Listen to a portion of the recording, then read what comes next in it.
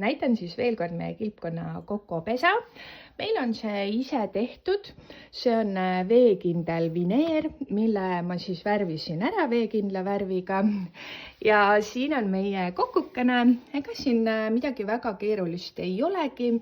Mõned sillad ronimiseks, kuhu ta saab ka peitu alla minna, siin on väiksem sillakene. Siis on kokosmuld, võib-olla ei ole kõige parem, on spetsiaalsed kilpkonnale mõeldud mullad. Mul on ka plaanis see kokosmuld varsti välja vahetada. Kindlasti pisikene basseinikene veekausika, kus ta saab vett juua ja sulistamas käia. Eriti oluline on noortel kilpkonnadel käia vees. See aitab seedimisele kaasa ja eriti oluline on, et pisikesed kilpkonnad käiksid basseinis ennast värskendamas, see aitab seedimisele väga hästi kaasa.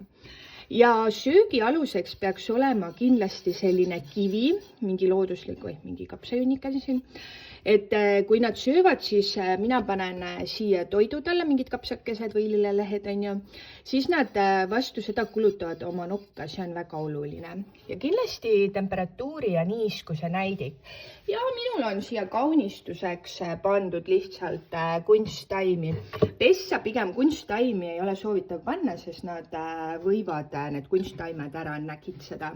Kilpkonnad on muidu väga aktiivsed ja neile meeldib väga ringi sahmerdada, ronida. Mul on plaanis ja võib-olla mingeid kive panna või mingit aeda veel, et tegelikult nad ronivad ja askeldavad päris palju. Ja muidugi ära ei tohi unustada, et soojalamp, kus nad saavad sooja, oi kui hea soe. Ja kindlasti see piklik siin UVB lamp ka. Et see on väga oluline nende kilbi kasvamisel, muidu kilp jääb kängu ja neile ei toimu kilbi arengut nii nagu vaja. Ja niimoodi nagu kõik, et meil on selline lahtine pesa, et minu meelest see on kõige parem variant kilpkonnadele. Et kui neil on selline akvaariumi tüüpi pesa, siis sellest tekivad igasugused niiskuse ja hallituse probleemid, et mina ise soovitan sellist lahtist pesa. Ja kui sul tekib küsimusi veel kilpkonnade pesa kohta, siis kirjuta kommentaaridesse.